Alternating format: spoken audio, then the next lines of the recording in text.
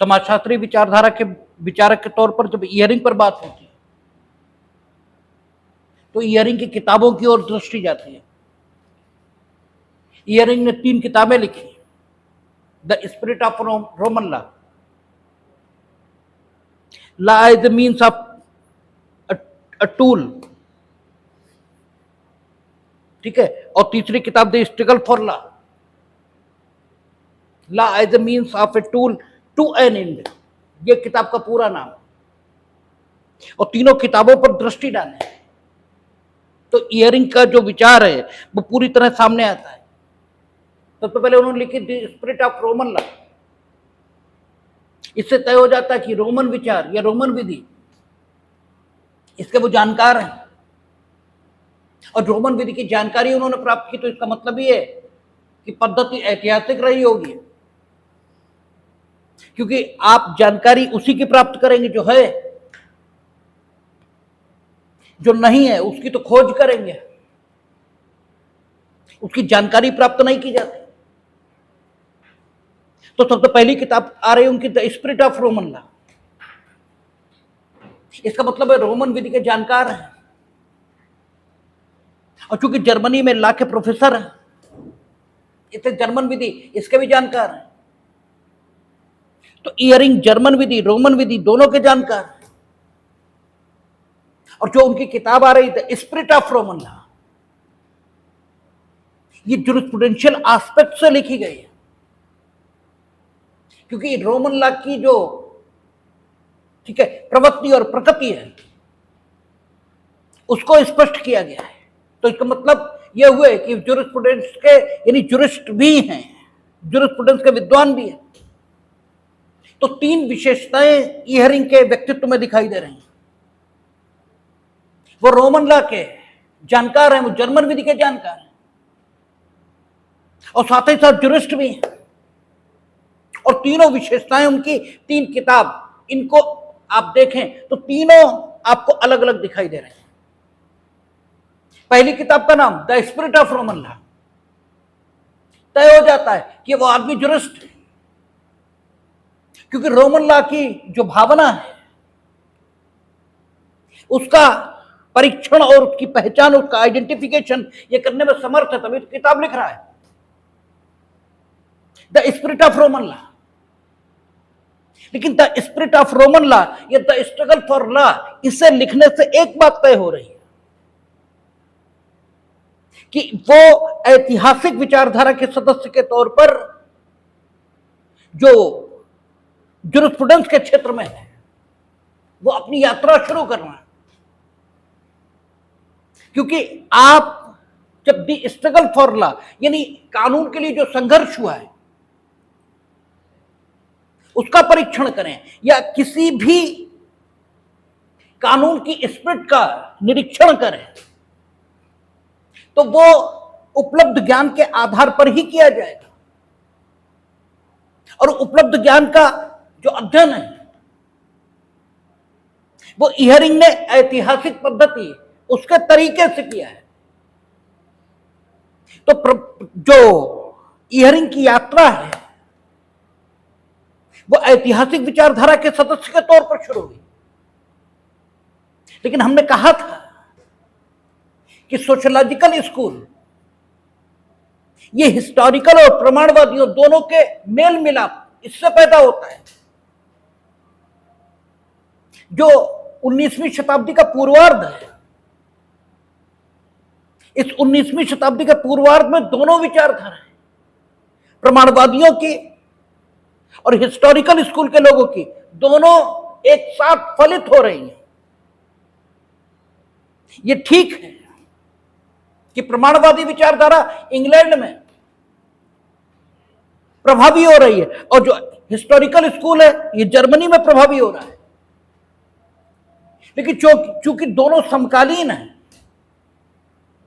इसलिए तत्कालीन विचारकों को दोनों विचार पद्धतियों ने पर्याप्त प्रभावित किया है, और जो तत्कालीन विचारक है वो दोनों पद्धतियों का उपयोग ये कर रहा है। उस पद्धति के उपयोग की शुरुआत सबसे पहले इयरिंग ने की है। इसलिए इयरिंग समाजशास्त्रियों में अग्रणी विचारक ये माने जाते हैं, ये समाजशास्त्रीय विचारधारा इसको शुरू करने वाले ये माने जाते हैं। और उन्होंने अपना अध्ययन सबसे पहले ऐतिहासिक विचारधारा इससे शुरू किया। सबसे पहले किताब लिखी the spirit of Roman law. सबसे पहले जो उन्होंने अध्ययन पद्धति अपनाई है वो ऐतिहासिक विचार इससे प्रभावित है। लेकिन जब तत्कालीन समस्याएं उनके सामने आई, क्योंकि विचारक हवा में विचार नहीं करता, विचारक उपयोगी तभी बनेगा जब उसका विचार तत्कालीन समस्याओं के समाधान में सहायक हो। अगर किसी विचारक का विचार तत्कालीन समस्याओं के समाधान में सहायक नहीं है तो उसके विचार को बुद्धि विलास केवल इतना ही कहा जा सकता है। बुद्धि विलास इसका मतलब यह हुआ कि वो विचार सिर्फ विचार के लिए कर रहा है, और विचार सिर्फ विचार के लिए, तो ये आपको अपने लिए प्रसन्नता ये तो दे सकता है, लेकिन चूंकि ये समाज के लिए उपयोगी नहीं है, आप अपने विचार से समाज को कुछ भी नहीं दे रहे, इसलिए समाज आपके विचार को भुला देगा। आपका जो विचार है वो चिरंजीवी तभी होगा जब उसके माध्यम से सामाजिक समस्याओं का समाधान हो। तो इयरिंग जो समाजशास्त्री विचारक के तौर पर हमारे सामने आने में समर्थ हुए और हम उन्हें पढ़ रहे हैं, वो इसीलिए क्योंकि तत्कालीन उपलब्ध ज्ञान को आधार बनाकर उन्होंने तत्कालीन सामाजिक समस्याओं के समाधान की वकालत की है, और जो तत्कालीन सामाजिक समस्याओं के समाधान के लिए तरीका उन्होंने सुझाया वो आज भी उपयोगी बना हुआ है। अगर उस तरीके का कोई उपयोग ये ना हो तो इयरिंग को हम आज नहीं पढ़ेंगे। तो इयरिंग ने ऐतिहासिक विचार पद्धति से अपनी यात्रा शुरू की और 2 किताबें लिखी, the spirit of Roman law, the struggle for law. लेकिन फिर उन्हें ध्यान में आया जो प्रमाणवादियों का तरीका है इसका भी उपयोग ये किया जा सकता है तत्कालीन सामाजिक समस्याओं के समाधान में। उन्हें यह ध्यान में आया कि यह ठीक है कि समाज में जो जीवन प्रणाली विकसित हुई है अच्छे जीवन को उपलब्ध होने के लिए उसे कानून की मान्यता मिले, ये ठीक है क्योंकि वो विकसित हुई है, उसने अपने को प्रूव किया है, अपने को सिद्ध किया है कि वो अच्छे जीवन इसे उपलब्ध कराने में समर्थ और सक्षम है। लेकिन यहीं तक रुकना नहीं चाहिए क्योंकि तत्कालीन सामाजिक समस्याओं के समाधान के लिए हम लंबी प्रतीक्षा नहीं कर सकते, और ऐतिहासिक विचार यही कहेगा। क्योंकि ऐतिहासिक विचार तो कहता विधि ये पाई जाएगी, ये बनाई तो नहीं जा सकती, और विधि सामाजिक जीवन को उपलब्ध कराने की प्रणाली है। तो अगर ऐतिहासिक विचार की दृष्टि से देखें तो हमें वो जीवन प्रणालियां जो अच्छे जीवन को उपलब्ध करा सकती हैं, ये जिन्होंने अच्छे जीवन को उपलब्ध कराया उनकी जानकारी तो हो जाएगी, और उन्होंने किताब लिख दी कि spirit of Roman law, the struggle for law, कि समाज ने संघर्ष किया और अच्छे जीवन को उपलब्ध कराने वाली प्रणाली खोज ली। लेकिन अगर हम यहीं रुक गए तो अध्ययन इयरिंग को विद्वान तो बना सकता है, लेकिन इयरिंग समाज के लिए कोई उपयोगी विचार ये दे सकेंगे, इसमें ठीक है सत्यता, ये संदेह, इसमें सत्यता नहीं दिखती, इसमें संदेह ही बना रहता है। तो इहरिंग ने बात आगे बढ़ाई और उन्होंने देखा कि 19वीं शताब्दी में पूर्वार्ध खत्म होने के बाद जो उत्तरार्ध का समय है, इस समय जो सामाजिक परिदृश्य है ये मौजूद है। अनएम्प्लॉयमेंट है, समाज में औद्योगिकरण के कारण विभिन्न वर्गों में समाज विभक्त है, ठीक है, सामाजिक अशांति है, हर वर्ग अपनी समस्याओं के समाधान की मांग कर रहा है। तो हम ऐतिहासिक विचार पद्धति यहीं नहीं रुक सकते, हम प्रतीक्षा नहीं कर सकते हैं कि ये समाज अपनी समस्याओं का समाधान खुद करे और अपने लिए बेहतर जीवन प्रणाली इसकी खोज कर रहे, और उसके बाद हम उस बेहतर जीवन प्रणाली को कानून के तौर पर राज्य की ओर से मान्यता दे दें और कानून का जन्म हो जाए। इसकी प्रतीक्षा ये नहीं की जा सकती, बल्कि आगे बढ़कर इन सामाजिक समस्याओं के समाधान के लिए कोई तरीका ये खोजना होगा।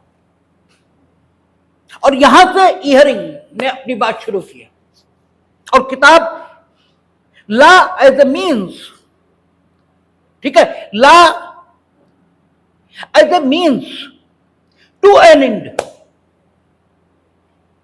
यानी लक्ष्य की प्राप्ति के लिए कानून का एक साधन की तरह उपयोग किया जाए, ये उनके विचार में आ रहा है, ये उनके ध्यान में आ रहा है। Law as a means to an end. हमने आपसे कहा था कि एंड का अर्थ यहां पर समापन नहीं है, यहां पर एंड का अर्थ लक्ष्य है, कि कानून को लक्ष्य प्राप्ति का साधन बनाया जाए। और लक्ष्य प्राप्ति क्या है? 19वीं शताब्दी के उत्तरार्ध में जो सामाजिक समस्याएं समाज के सामने हैं उनका समाधान ये किया जाए। इस लक्ष्य को हासिल करने के लिए कानून, इसका सहारा लिया जाए, ये इहरिंग के दिमाग में आ रहा है। अब कानून तत्कालीन सामाजिक समस्याओं के समाधान में सहायक हो सके, इसके लिए हमें जानबूझकर कानून बनाने की जरूरत पड़ेगी। और कानून जानबूझकर बनाया जा सकता है। यह शिक्षा किसकी है? प्रमाणवादियों की। तो इहरिंग अब अपने तरीके में या अपने चिंतन में प्रमाणवादी विचार को सम्मिश्रित कर रहे हैं। और जैसे ही ऐतिहासिक विचार और प्रमाणवादी विचार मिलेगा, सोशलॉजिकल स्कूल इसका जन्म हो जाएगा। तो इहरिंग जो प्रारंभ में ऐतिहासिक विचार के हैं, कालांतर में प्रमाणवादी हो जाते हैं। और इसीलिए इहरिंग को समाजशास्त्रीय विचारकों में आज्ञापक विचारधारा, यह प्रमाणवादी विचारधारा का विचारक यह भी कहा जाता है, क्योंकि वो प्रमाणवादियों का तरीका इसे लेने के पक्ष में है। वो चाहते हैं कि सामाजिक समस्याओं के समाधान के लिए कानून को एक साधन के तौर पर इस्तेमाल किया जाए। लेकिन उनमें फर्क है प्रमाणवादियों से। प्रमाणवादियों का जो चिंतन है उससे यह तो ध्वनित होता है कि कानून को बदलाव के साधन के तौर पर इस्तेमाल किया जा सकता है। लेकिन जो प्रमाणवादी विचार है वो कानून की सामाजिक प्रवृत्ति यह कानून का किसी उद्देश्य की प्राप्ति के लिए इस्तेमाल किया जा सकता है, इसे सोचने में असमर्थ है। यह नहीं सोचता है, यानी किसी उद्देश्य के लिए इस प्रक्रिया का इस्तेमाल यह हो सकता है। यानी एटम की खोज हुई, लेकिन एटम की खोज से बिजली बनाई जा सकती है, यह अग्रेतर सोच है। यह खोज का सामाजिक उपयोग है। जिसने एटम खोजा, उसने एटम खोजा। एटम एक संभावना है, इसको संभव विकास के प्रतिमान के तौर पर, यह विकास को विकसित करने वाली, ठीक है, वस्तु के तौर पर, यह विकास को विकसित करने वाले साधन के तौर पर जो भी विकसित करेगा वो एटम की खोज करने वाले से कम महत्व का आदमी नहीं है, क्योंकि एटम तो सिर्फ एक संभावना है। एटम की खोज हो गई, लेकिन एटम के उपयोग बकाया हैं। जो एटम बम बना वो भी उपयोग है, बिजली बनी वो भी उपयोग है। खाली एटम खोज लिया गया तो क्या हुआ? कुछ भी तो ना हुआ। तो प्रमाणवाद ने एक टेक्निक दी कि सब जानबूझकर विधायन करके सामाजिक नियंत्रण इसे स्थापित किया जा सकता है, क्योंकि संप्रभु समादेश देगा और अपने शासन के अधीन जो शासित हैं उन्हें नियंत्रित रखेगा। इसका मतलब टेक्निक मिली, एक सोच आई है, और वो सोच ये बताती है कि विधि का उपयोग सामाजिक नियंत्रण के लिए हो सकता है, लेकिन सामाजिक नियंत्रण इससे आगे जाकर समाज की उन्नति के लिए, समाज में सह अस्तित्व, इसे बनाने के लिए कानून का उपयोग हो सकता है। यह तो प्रमाणवादियों ने सोचा ही नहीं, और प्रमाणवादियों ने सामाजिक नियंत्रण इसके बारे में भी नहीं सोचा था। प्रमाणवादियों ने तो एक चिंतन रखा था कि संप्रभु का समादेश विधि है। क्यों है? क्योंकि संप्रभु ताकत में है, वो तो पालन करा ही लेगा, और जो उसकी इच्छा है, ठीक है, उस ढंग का समादेश जारी करेगा। उन्होंने समादेश की परिभाषा दी थी कि समादेश संप्रभु की इच्छा है अपने नागरिकों के आचरण के संबंध में, ठीक है। जब संप्रभु अपने नागरिकों के आचरण को रेगुलराइज करने के लिए कोई इच्छा ये अभिव्यक्त कर दे तो वो समादेश होता है। ये कहा होता है बस, और संप्रभु पालन करा ही लेगा। क्यों? ताकत है उसके पास, नहीं तो दंड देगा। तो जो समादेशित है वो पालन करेंगे। तो प्रमाणवादी विचार ने इस समादेश जारी करने की जो तकनीक है, जो जानबूझकर जारी करने के द्वारा वास्तविकता में बदलेगी,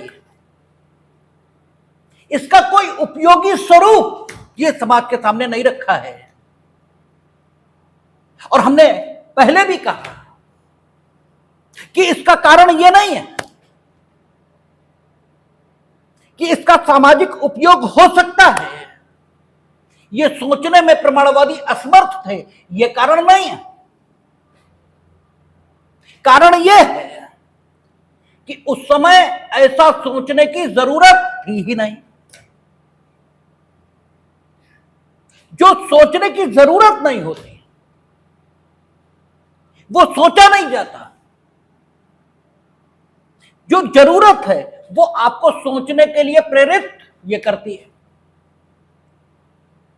उस समय जो कुछ ठीक है सोचा गया वो उस युग की सोच और उस युग की जरूरत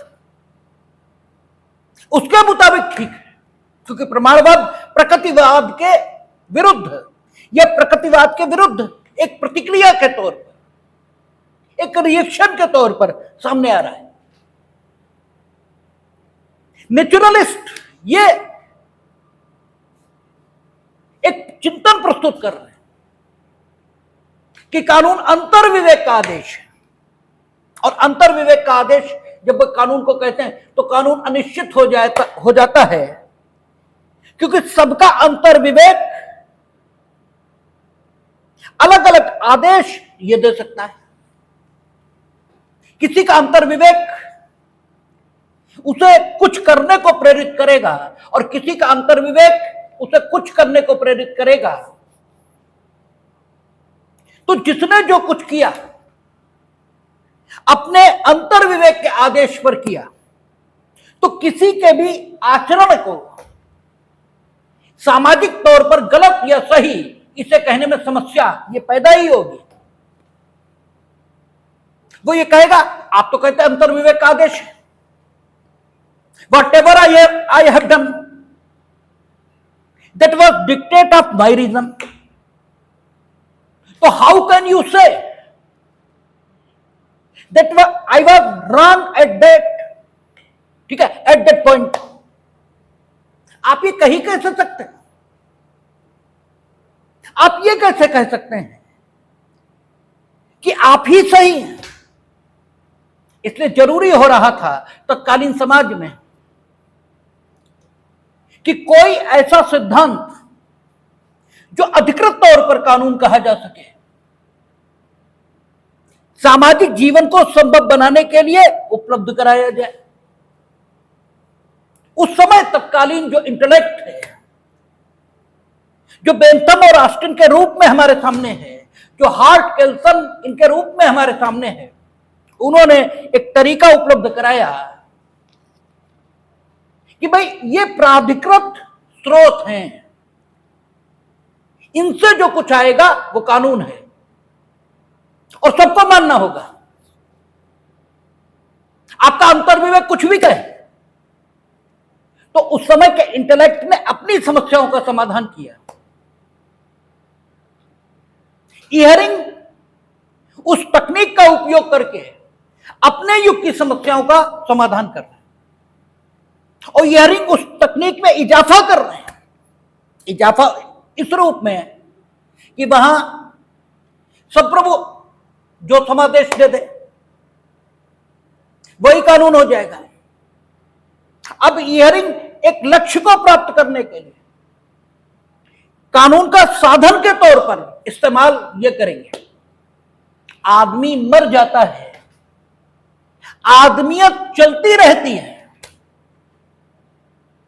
हम में से प्रत्येक दुनिया में 150 साल के लिए आता है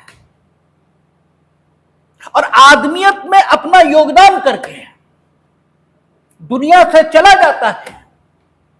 लेकिन जो आदमियत में हमारा योगदान है वो अगले आदमी को मिल जाता है, और आदमियत की ये यात्रा अनंत काल से चल रही है और अनंत काल तक चलेगी।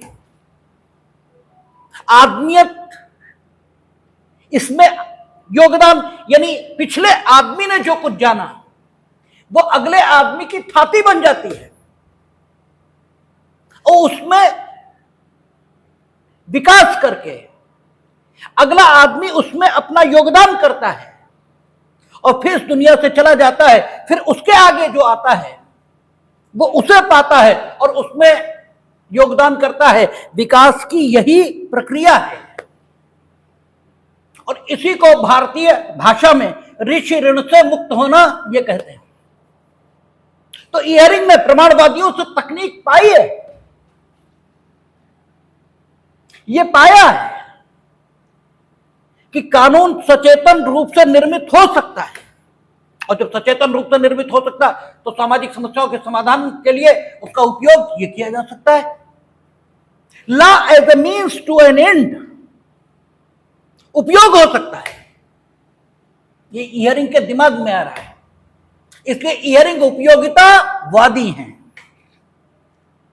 ठीक है, इयरिंग कौन है? उपयोगितावादी हैं। और चूंकि वो उपयोगितावादी हैं तो सब कुछ उपयोगिता के दृष्टिकोण से देखेंगे, कुछ भी ऐसा नहीं जो उपयोगिता के दृष्टिकोण से न देखें। और ये उपयोगितावाद जो उनके व्यक्तित्व में आ रहा है, ये भी बेंथम और मिल जो प्रमाणवादी विचारक, उनसे उन्होंने प्राप्त किया है विरासत के तौर पर। लेकिन उसमें विकास है, और विकास क्या है कि इयरिंग ने यह कहा कि जो पहले से चल रहा है उसे बदला ना जाए। और ऐसा वो क्यों कह रहे हैं? क्योंकि ऐतिहासिक विचारधारा के सदस्य हैं। उनका कहना है जो पहले से चल रहा है उसे बदलना बहुत उपयोगी नहीं होगा, क्योंकि आप कुछ नया लाएंगे तो फिर लोगों को उसके हिसाब से ट्रेंड करना पड़ेगा।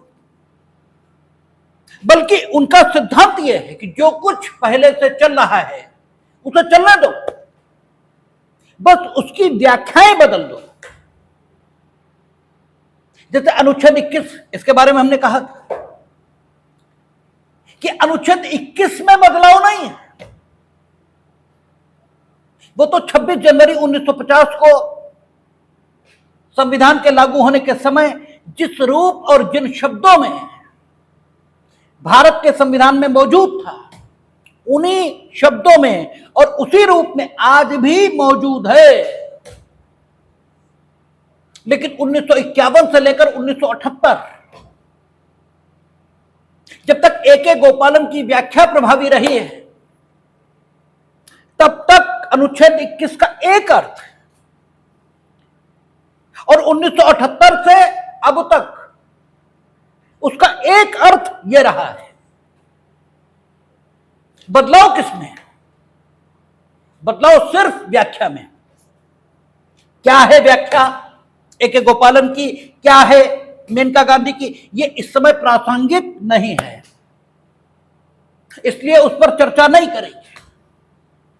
वो कॉन्स्टिट्यूशन की क्लास जब चलेगी तब उस पर बात करेंगे। लेकिन यहां सिर्फ इतना समझ लेना ये प्रासंगिक है कि चीजें वही रहेंगी, बस व्याख्याएं बदल देने से चीजें बदल गई हैं ऐसा प्रतीत होगा, और चीजें वही रखते हुए नवीन व्याख्या दे देना ये अधिक उपयोगी है। इयरिंग इसी के पक्षधर है, और ये टेक्निक उपयोगितावाद की है जो उनके व्यक्तित्व में विकसित हुई है। वो मिल और बेंथम की देन है। ये इयरिंग के व्यक्तित्व का मूल्यांकन है, ये इयरिंग की पर्सनालिटी है। इयरिंग ने कानून की कौन सी विधा उत्पन्न की और कानून का कैसे उपयोग करना चाहा है, किसी लक्ष्य की प्राप्ति के लिए लक्ष्य क्या है, चर्चा करेंगे। अभी तो हम इयरिंग की पर्सनालिटी को एनालाइज कर रहे हैं कि इयरिंग की पर्सनालिटी की विशेषताएं क्या है इयरिंग,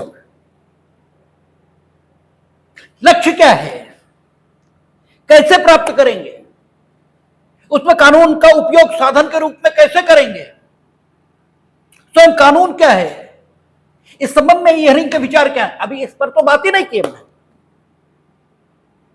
अभी तो हम इयरिंग की पर्सनालिटी सिर्फ उसको एनालाइज कर रहे हैं। इयरिंग उपयोगितावादी है, टेक्निक उनकी मिल और बेंथम इससे उनके व्यक्तित्व में आई है। कौन सी उपयोगितावाद की? इयरिंग उपयोगितावादी होने के कारण ये पहचानने में सक्षम और समर्थ हो रहे हैं कि कोई भी मानवीय क्रिया ये होने के लिए नहीं होती। मानो कोई भी काम करने के लिए नहीं करता, अर्थात आप पढ़ने के लिए नहीं पढ़ते, आप पास होने के लिए पढ़ते हैं, आप कंपटीशन में सेलेक्ट होने के लिए पढ़ते हैं। हालांकि क्या होना चाहिए वो प्रश्न अलग है। हमारा तो मानना यह है कि पढ़ने के लिए ही पढ़ना चाहिए, लेकिन अगर पढ़ने के लिए ही पढ़ा जाए तो भी यह नहीं कहा जा सकता कि पढ़ना एक लक्ष्य को समर्पित नहीं है, क्योंकि तब पढ़ना संतुष्टि इस लक्ष्य को समर्पित हो जाएगा, तब पढ़ना ज्ञान प्राप्ति इस लक्ष्य को समर्पित हो जाएगा, लक्ष्य बदल जाएगा। लेकिन पढ़ना होगा लक्ष्य को समर्पित। लक्ष्य क्या है ये व्यक्तित्वों के मुताबिक अलग अलग हो सकता है। इसीलिए हम बार बार कहते हैं कि कोई कंपटीशन में सेलेक्ट नहीं हुआ तो इसका अर्थ यह नहीं है कि वो बुद्धिमान नहीं है। हो सकता है उसने कंपटीशन जीवन में दिया ही ना हो, क्योंकि कंपटीशन आपके पढ़ने का लक्ष्य हो सकता है, उसके पढ़ने का लक्ष्य हो सकता है सिर्फ ज्ञान प्राप्त करना, ये रहा हो। तो लक्ष्य अलग हो सकते हैं, लेकिन लक्ष्य इसके बिना कोई काम नहीं होता। लक्ष्य क्या है ये अलग बात है, और इस बात को सबसे पहले विधि शास्त्रियों में देखने का काम इयरिंग ने किया। होता तो दुनिया में सब कुछ है, होना जो पहचानता है मैं तो उसका है। मानव क्रिया लक्ष्य को समर्पित ये तो हमेशा से थी,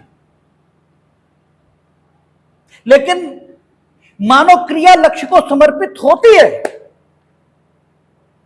ये पहचाना इयरिंग है। इसलिए इयरिंग विद्वान है।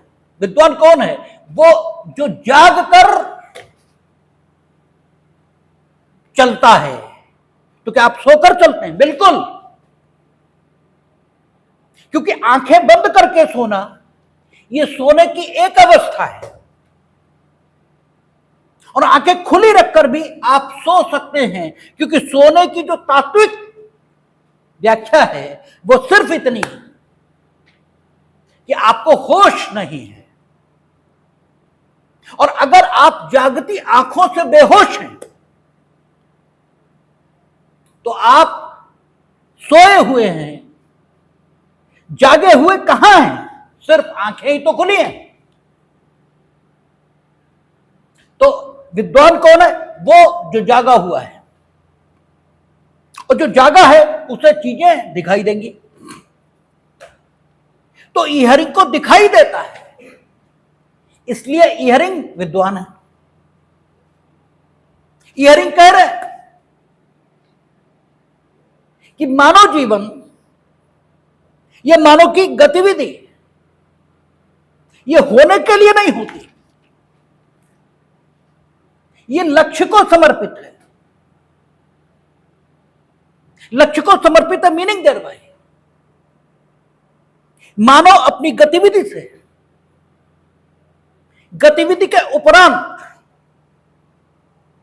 गतिविधि के परिणाम स्वरूप जो संतुष्टि प्राप्त करेगा, वो संतुष्टि उसे गतिविधि कर, ठीक है, चलाने के लिए प्रेरित करती है। तो लक्ष्य क्या है? संतुष्टि। कानून क्या हो सकता है? A means to an and.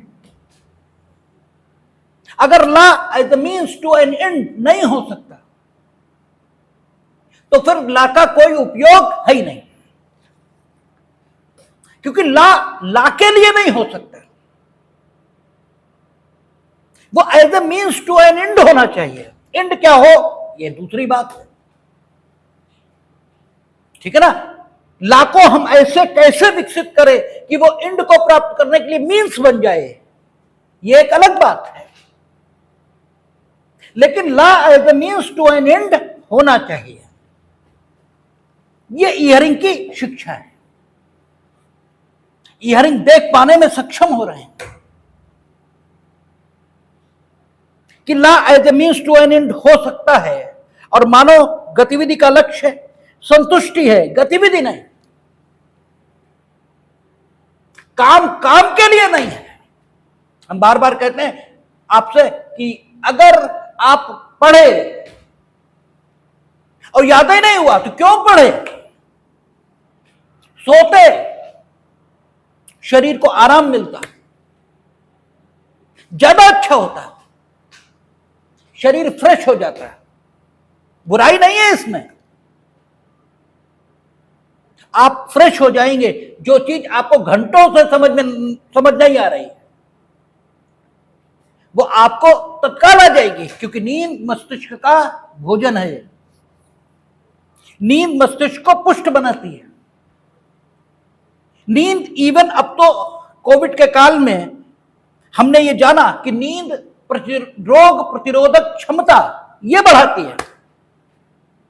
और हो सकता है आपको झूठ भी लगे, लेकिन हमारे कई डॉक्टर मित्र हैं जिनसे हमने कई बार चर्चा की कि भाई जिस दिन हम कंप्लीट सो नहीं पाते हैं उसके अगले दिन हमें जुकाम जुकाम सा लगता है। तो इसका मतलब जुकाम में न सोने में कोई संबंध तो है, क्योंकि जब नहीं सो पाते तब जुकाम जुकाम सा लगता है। लेकिन जब हमने कोविड में विभिन्न डॉक्टर्स के इंटरव्यू सुने तो उसमें वो कह रहे थे कि कंप्लीट नींद जरूरी है, अन्यथा शरीर की रोग प्रतिरोधक क्षमता घट जाएगी, शरीर उतना बलिष्ठ नहीं रहेगा। तो आप सोएं ज्यादा अच्छा है, काम न करें। जब सो लेंगे तब काम ज्यादा अच्छे से करेंगे। इसलिए पढ़ना जरूरी नहीं है। इसीलिए हम इस बात के भी पक्षधर नहीं है कि सुबह ही पढ़िए। अरे जब मन लगे तब पढ़िए।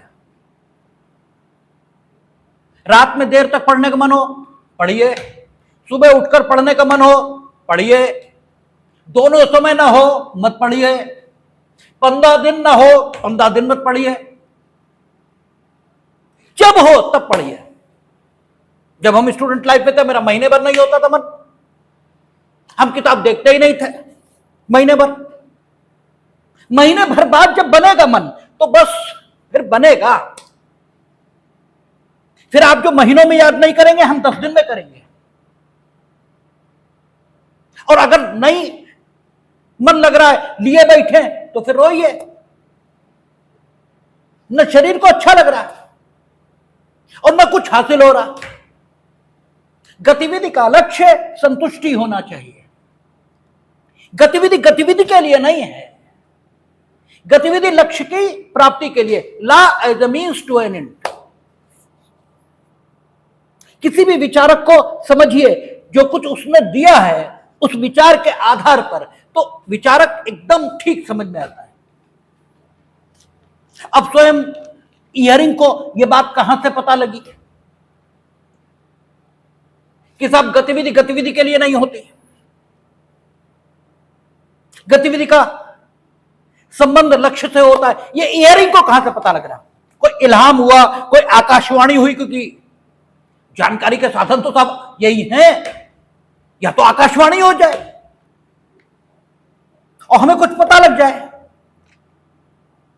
या जिब्रील आए और हमें कुछ बताकर चले जाएं, यानी फरिश्ते यानी मलाइकाओं के ताल्लुक से हमें कुछ पता लग जाए, या हम खोज लें, ठीक है ना, या हमें बोध हो जाए। यही तो तरीके हैं। नहीं, तरीका क्या है और बोध ये होने के, ठीक है, जो तरीके हैं उनमें निरीक्षण ये एक प्रमुख तरीका है। आप देखकर जान सकते हैं। देखने में सक्षम जो अंग है आंख, इसीलिए ज्ञानेंद्रिय। उस इंद्रिय को क्या कहा? ज्ञानेंद्रिय। क्यों? वो ज्ञान देता है, वो बोध कराता है, ज्ञान बोध जगाता है, शिक्षा सूचना देती है। ये ज्ञानेंद्रिय है, ये देखकर, ठीक है, आपको ज्ञान देती है। और चूंकि आपको नहीं देती, इसलिए आप आंख होते हुए भी अंधे हैं, इसलिए आप आंख होते हुए भी अज्ञानी हैं। इयरिंग को देती है, इसलिए उनकी आंख आंख है। आपकी आंख सिर्फ प्रारूप में आंख है, तो तुम्हें आंख नहीं है, और इसीलिए कहा जाता है तुम आंख के अंधे हो, क्योंकि आंखें तुम्हारे पास नहीं है, दिखता नहीं है। ठीक है, दिखता नहीं है, क्योंकि जो कुछ दिखता है वो नहीं है जो तुम्हें दिख रहा है। तो कहां दिख रहा है भाई? इयरिंग को जो दिख रहा है वो तुम्हें क्यों नहीं दिख रहा? तुम्हें भी तो दिखे। तो इयरिंग देख रहे हैं। उन्होंने किसको देखा? प्राकृतिक विज्ञान, नेचुरल साइंस को देखा। हमने आपसे सुबह चर्चा की थी कि देखकर जाना जा सकता है संतुलन क्या होता है, देखकर जाना जा सकता है। क्योंकि जब आप साइकिल चलाते हैं, मोटरसाइकिल चलाते हैं, स्कूटर चलाते हैं, तो संतुलन बनाते हैं। कैसे बनता है? अगर न बनाए तो इधर की जमीन खींचकर आपको गिरा देगी, इधर की जमीन इधर खींच के गिरा देगी। ठीक है, संतुलन बनता है। और जो संतुलन बनवाता है वो सबसे पहले तुम्हें बताता है कि कुछ नहीं करना, बैठ जाओ, सामने देखो और पैडल चलाओ। संतुलन ऑटोमेटिकली बनेगा, लेकिन तुम्हें उसकी बात पर विश्वास नहीं आता क्योंकि तुमने प्रयोग नहीं किया। यही प्रयोग की, ठीक है, कीमत है, यही प्रयोग का मूल्य है। प्रयोग आपका विश्वास दृढ़ करता है, ठीक है, और प्रयोग में असफलता आएगी। आप 5 बार पटक खाते हैं, फिर वही कहते हैं जो वो, या वही करते हैं जो वो कह रहा है। उसने पहली बार कहा था, नहीं माना आपने, मान भी नहीं सकते, कोई नहीं मानता। और आपने जब सामने देखकर पैडल चलाए, साइकिल चल गई। जब तक आपने ऐसा नहीं किया, साइकिल नहीं चली।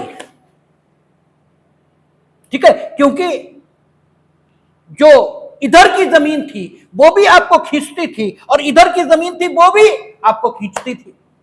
अब करना यह था कि जब तक इधर की खींच पाती तब तक आप आगे निकल जाते यहां से, और जब तक वहां की खींच पाती तब तक आगे निकल जाते वहां से, संतुलन बन जाता। न इधर की खींच पाती न इधर की खींच पाती, क्योंकि इधर से और इधर से आगे आप समान रूप से बढ़ते। ऐसा थोड़ी होता इधर से आगे बढ़ जाते इधर से ना बढ़ते, आगे बढ़ जाते। न इधर की गिरा पाती ना इधर की गिरा पाती, संतुलन बन जाता। ठीक है, लेकिन आपने ये प्रयोग करके सीखा, ठीक है ना, माना नहीं। और ये मनुष्य की प्रवृत्ति भी नहीं है, मानता भी नहीं है। लेकिन जो ये सीख जाता है वो आंख वाला है, वो ज्ञानी है। जो देखकर भी नहीं सीखता वो ज्ञानी, इयरिंग ज्ञानी है। उन्होंने प्राकृतिक विज्ञान को देखा है। प्राकृतिक विज्ञान जो प्रकृति में है, विज्ञान प्रकृति में कौन सा विज्ञान है? फिजिक्स प्रकृति में है, केमिस्ट्री प्रकृति में है, ठीक है ना, ये प्राकृतिक विज्ञान है। भाई केमिस्ट्री या फिजिक्स ये कहती कि दुनिया अणुओं परमाणुओं से बनी, तो अणुओं परमाणुओं क्या हमने बनाया? आए तो प्रकृति में। ये प्राकृतिक विज्ञान है। तो जो प्राकृतिक विज्ञान के सिद्धांत हैं उनमें इयरिंग ने देखा है कि पत्थर ऊपर से छोड़ा गया, नीचे गया। ठीक है, क्यों गया? क्योंकि उसका सहारा हटाया गया है। पत्थर गिरना चाहता था, गिरने के लिए गिरा, ऐसी बात नहीं।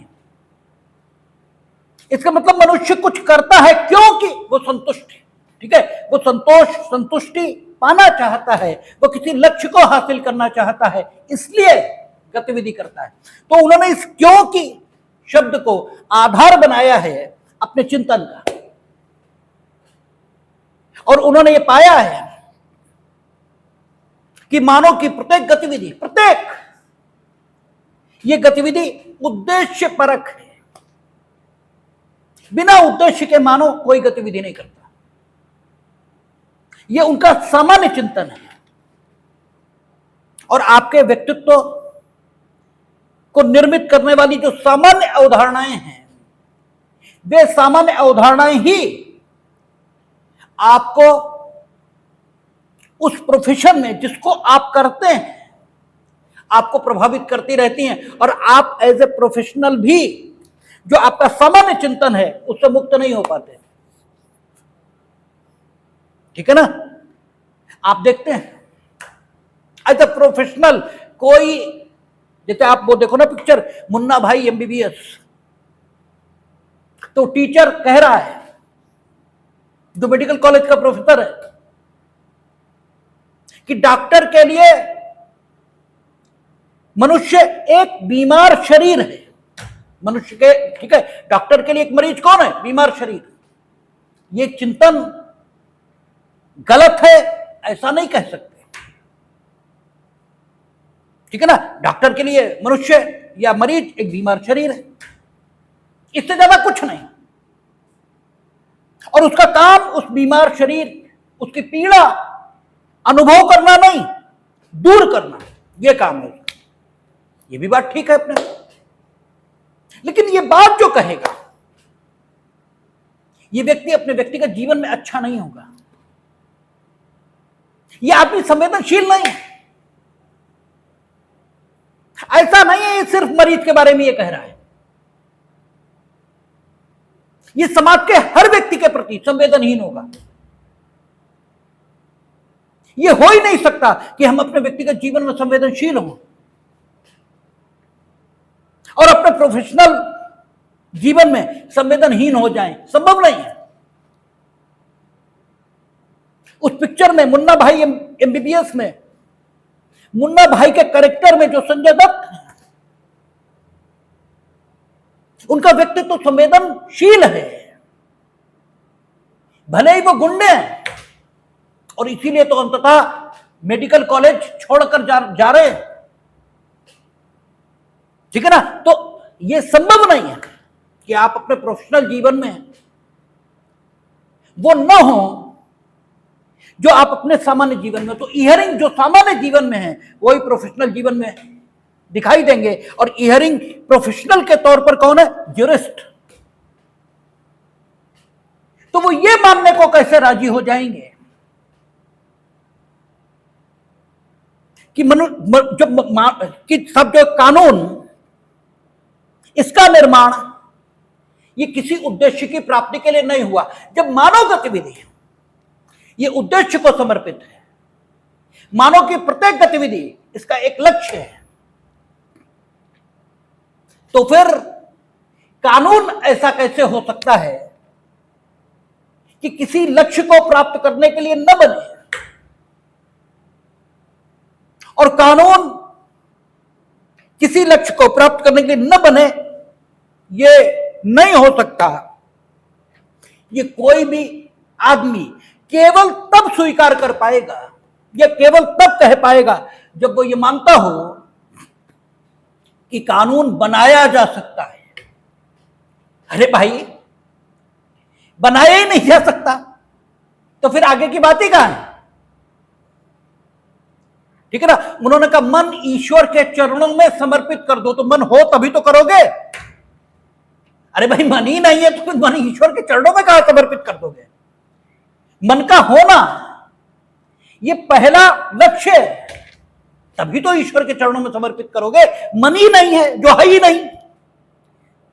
बोले पुष्प अर्पित करेंगे, बोले पुष्प वो तो है नहीं, तो फिर क्या अर्पित करो? खाक। तो अगर इयरिंग ये कहते हैं कि कानून एक उद्देश्य की प्राप्ति के लिए बनना चाहिए। इसका मतलब वो ये मानते हैं कि कानून बनाया जा सकता है, ठीक है ना। और कानून बनाया जा सकता है, ये प्रेरणा कौन दे रहा उन्हें? प्रमाणवादी। इहरिंग ने कानून सोद्देश्य देखा है। उनकी जो किताब है उसमें उन्होंने कहा है कि कानून का ऐसा कोई नियम नहीं, कानून का ऐसा कोई सिद्धांत नहीं जो अपने अधिनियमन के लिए किसी व्यवहारिक आशय, जिसे उद्देश्य भी कहते हैं, उसका ऋणी ना हो। उसका ऋणी ना हो मीनिंग दरबाई कि कानून का प्रत्येक नियम और कानून का प्रत्येक सिद्धांत ये किसी उद्देश्य को पूरा करने के लिए जन्मा है। हम लोग सीआरपीसी पढ़ते हैं तो उन्होंने क्या कहा, हम बार बार पूछते हैं काहे के लिए बनी, तो समेकन और संशोधन करने के लिए। दंड न्यायालयों की प्रक्रिया समेकित और संशोधित करने के लिए, फालतू नहीं बन गई। ऐसा नहीं था कि विधायिका में बैठे थे, खाली थे, बोले चलो समय नहीं कट रहा। जैसे आप लोग कहते ना कि शुरू करो अंताक्षरी लेकर हरि का नाम और समय बिताने के लिए। अंताक्षरी काहे के लिए? समय बिताने के लिए। वहां आपका उद्देश्य क्या है? समय व्यतीत करना, क्योंकि तुम्हारे पास तो समय ही समय है बर्बाद करने को। तो लक्ष्य भले ही समय बिताना हो, लेकिन लक्ष्य है। और गतिविधि चाहे अंताक्षरी हो, तब भी बिना गतिविधि लक्ष्य के हो ही नहीं सकती। इहरिंग कहते हैं कि विधि का कोई ऐसा नियम नहीं है जो अपने अधिनियमन के लिए किसी व्यवहारिक आशय अर्थात उद्देश्य, इसका ऋणी ना हो। उद्देश्य को उन्होंने व्यवहारिक आशय कहा है, ये महत्व की बात है। इसका मतलब उद्देश्य व्यवहारिक आशय है। गतिविधि का वो आशय जो आपके व्यवहार को संभव बनाता है उसे उद्देश्य कहते हैं। और गतिविधि करने के लिए जो प्रेरणा है उसे हेतु कहते हैं। वही हेतु है। इसीलिए जब हेतु और आशय, मोटिव एंड इंटेंशन, इसकी व्याख्या करते हैं तो कहते हैं मोटिव अंतरस्थ होता है, यह भी प्रेरणा है और आशय भी प्रेरणा है। लेकिन आशय व्यवहारिक प्रेरणा है, वो तत्काल दिख रही है, और मोटिव अंतरस्थ प्रेरणा है, वो तुम्हें पता है, दुनिया को नहीं दिख रही। तुम इन्हें इसलिए मार रहे हो, इनकी संपत्ति तुम्हें मिल जाए, तो ये तुम्हें पता है, दूसरों को नहीं मालूम। और दूसरे जब इसकी खोज करेंगे तो पता लगेगा। लेकिन इन्होंने तुम्हें गाली दी और तुमने बांट डाला। ये व्यवहारिक आशय है, वो प्रेरणा है। आशय भी प्रेरणा, हेतु भी प्रेरणा। लेकिन ये व्यवहारिक आशय जो दिख रहा है व्यवहार में, जो तत्कालीन समय में व्यवहार के लिए प्रेरणा बन गया, और इस व्यवहारिक आशय को ही उद्देश्य भी कहा जाता है। तो इहरिंग ये कह रहे हैं कोई ऐसा नियम नहीं कानून की दुनिया का जो अपने अधिनियमन के लिए व्यवहारिक आशय अर्थात उद्देश्य का ऋणी न हो। ठीक है ना। विधि क्या है, कहां से जन्मेगी, दीगर सवाल है। लेकिन law as a means to an end ये होना चाहिए, और यही हो सकता है, इसके सिवा कुछ नहीं हो सकता। ये बात देखने का काम ऑस्टिन ने किया। ऑस्टिन कानून की परिभाषा कर रहे हैं। क्या है कानून? तो ऑस्टिन कहते हैं विधि सामाजिक जीवन की दशाओं का योग है। विधि सामाजिक जीवन की दशाओं का योग है। सामाजिक जीवन क्या है, सवाल यह भी उठेगा। लेकिन विधि सामाजिक जीवन की दशाओं का योग है, जिसे राज्य बाह्य बाध्यताओं के माध्यम से सुरक्षित करता है। यह राज्य बाह्य बाध्यताओं के माध्यम से सुरक्षित जब सामाजिक जीवन की दशाओं को करने लगता है, तो राज्य बाह्य बाध्यता के माध्यम से सामाजिक जीवन की दशा को सुरक्षित करने के लिए जो करता है, बस वही कानून है। ठीक है, यह परिभाषा निकल कर आ रही है इहरिंग की। इहरिंग कहते हैं राज्य बाह्य बाध्यताओं के माध्यम से सामाजिक जीवन की दशाओं को जब सुरक्षित कर देता है, तब सामाजिक जीवन की दशाओं को सुरक्षित करने के लिए राज्य बाह्य बाध्यताओं के रूप में जो कुछ लागू करता है उसी को कानून कहते हैं। इसका मतलब एक चीज तो तय हो रही है कि कानून में उत्पीड़न की भूमिका प्रमाणवादियों की तरह इयरिंग भी देख रहे हैं, क्योंकि राज्य बाह्य बाध्यता के माध्यम से, ये बाह्य बाध्यता अनुशास्ति ही तो है। ये बाह्य अनुशास्ति क्या है? उत्पीड़न। उत्पीड़न बाहर से आ रहा है, तो इयरिंग इस रूप में प्रमाणवादियों के नजदीक चले गए। बाह्य बाध्यताओं के माध्यम से सामाजिक जीवन की दशाओं को, सामाजिक जीवन की दशाओं के योग को जब राज्य संभव बना रहा है, और राज्य की भूमिका देखना है, बाह्य बाध्यता लागू कौन करेगा? समाज नहीं, वो तो नैतिकता, ठीक है, इसके सिद्धांतों को लागू करता है। और नैतिकता आंतरिक बाध्यता है, बाह्य बाध्यता नहीं। नैतिकता अंदर से रोकती है आपको, नैतिकता बाह्य बाध्यता नहीं है। नैतिकता के विषय पर आप विवश अनुभव करते हैं अपने से, आप कर नहीं पाते वो जो करने की इच्छा आप में है। आप ऐसा ऐसा गंदा काम करना चाहते हैं जो अगर लोगों को पता लग जाए तो आपके पास आत्महत्या के अलावा कोई चारा नहीं होगा।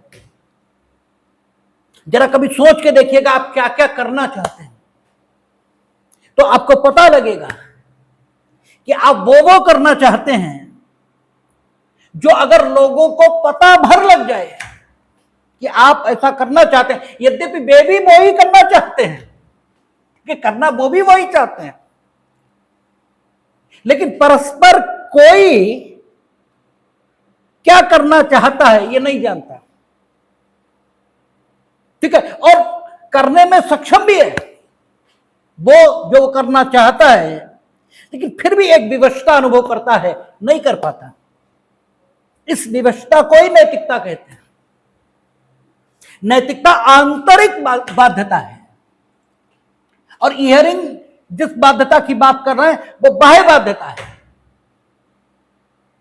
नैतिक बाध्यता या आपकी जो आंतरिक बाध्यता है जिसे आप नैतिकता कहते हो, ये धर्म से पैदा होती है, ठीक है, और धर्म पूजा पद्धति नहीं है।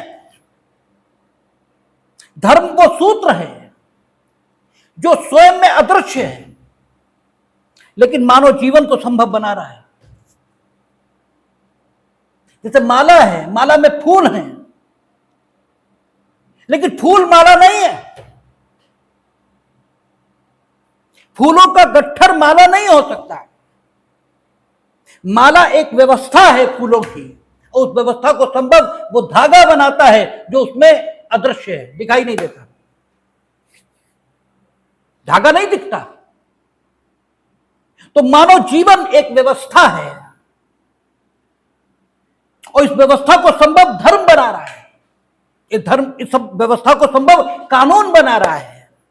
धर्म और कानून दो ही चीजें हैं जो इस व्यवस्था को संभव बना रही हैं। कानून बाह्य बाध्यता के माध्यम से और धर्म आंतरिक बाध्यता उत्पन्न करके। धर्म जो बाध्यता उत्पन्न करता है वो नैतिकता है, और कानून जो बाध्यता उत्पन्न करता है वो कानून के नियम हैं और अनुशासन है, उत्पीड़न है। इसीलिए इयरिंग कह रहे हैं विधि सामाजिक जीवन की दशाओं का योग है, और यह राज्य बाह्य बाध्यताओं के माध्यम से सुरक्षित बनाता है। इयरिंग कंप्लीट नहीं हो सकते आज, ठीक है, लेकिन यह इयरिंग की पर्सनालिटी है और ये इयरिंग की कानून की व्याख्या है। सामाजिक जीवन क्या है और कानून क्या है इयरिंग के मुताबिक, ठीक है, और सामाजिक जीवन इसकी बेहतरी कानून से कैसे सुनिश्चित की जाएगी, अर्थात law as a means to an end कैसे उपयोग होगा, ये अगली क्लास तक ही कंप्लीट हो पाएगा। लेकिन एक चीज और समझ लें, इयरिंग भी ऐतिहासिक विचारक के तौर पर जब स्पिरिट ऑफ रोमन लॉ या कानून के सिद्धांतों को देखते हैं तो एक चीज उन्हें बड़ी स्पष्ट दिखाई देती है कि कानूनों की विधिमान्यता के पीछे राज्य की बाध्यता ये तो है ही है, साथ ही साथ एक चीज और है, और वो क्या है? हित। कानून हित को सुरक्षित करता है, कानून हित की सुरक्षा को संभव बनाता है। कौन से हित? व्यक्तियों के हित। और ये व्यक्तियों के हित एक साथ जुड़कर सामूहिक ये बनेंगे, और इन सामूहिक हितों को प्राप्त करने के लिए राज्य, समाज, व्यापार, ये सब कुछ पैदा होगा। ठीक है। अंततः उन्होंने जो ऐतिहासिक विचारधारा है इसके अध्ययन के माध्यम से ज्ञान प्राप्त किया है, तो उन्होंने देखा है कि कानून सामाजिक जीवन की दशाओं का योग है ना, तो सामाजिक जीवन की दशाओं के रूप में कानून क्या देता है? तो कानून सामाजिक जीवन की दशाओं के रूप में व्यक्तियों के हित जो मिलकर समूह का निर्माण करते हैं और सामूहिक हित की पूर्ति के लिए समाज का निर्माण करते हैं, और उस सामूहिक हित की पूर्ति सामाजिक हित बन जाती है। ठीक है। तो कानून प्रथमतः व्यक्तियों के हितों का, ठीक है, साधन संभव बनाता है।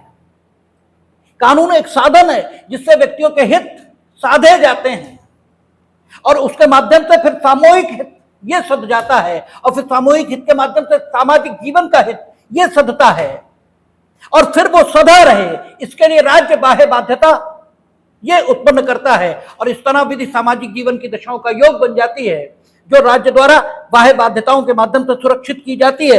लेकिन मूलतः कानून हित साधन के लिए उत्पन्न हो रहा है। तो हित क्या है यह जानना पड़ेगा। तो इयरिंग चूंकि प्रमाणवादियों से प्रभावित हैं, तो हित की परिभाषा भी उन्होंने बेंथम से ली है, और उन्होंने कहा है कि हित का तात्पर्य है प्रसन्नता की प्राप्ति और दुखों का निवारण, यह हित है। ठीक है ना। तो व्यक्ति का हित मिलकर क्या बनेगा? सामूहिक हित, सामूहिक हित से सामाजिक हित, और सामाजिक हित की साधन के लिए राज्य और समाज दोनों जन्मेंगे। ठीक है ना। व्यापार जन्मेगा, और व्यक्ति सामूहिक हितों की पूर्ति के लिए समाज को कैसे जन्म देगा, राज्य को कैसे जन्म देगा, और कानून का क्या उद्देश्य हो सकता है, इन सब पर बात अगली क्लास में हम लोग करेंगे, देखेंगे, और उसके साथ साथ ड्यूगिट को भी खत्म करने की कोशिश करेंगे, देखेंगे।